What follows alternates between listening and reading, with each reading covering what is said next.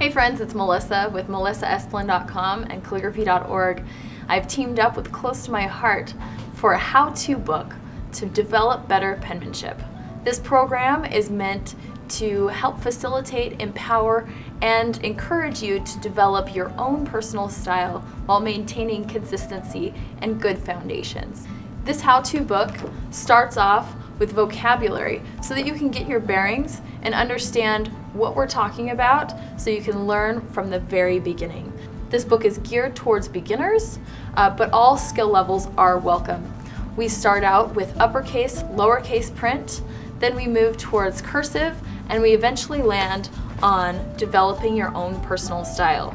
And in developing your own style, we work through mixing styles and how to add thicks and thins to your style, all with various tools and worksheets that you can pull out of this 8.5 by 11 binder. It's really great because you can pull these sheets out, use tracing paper, and practice again and again. To see more of this how-to program and the supporting materials like stamps and brush markers, check out closetomyheart.com.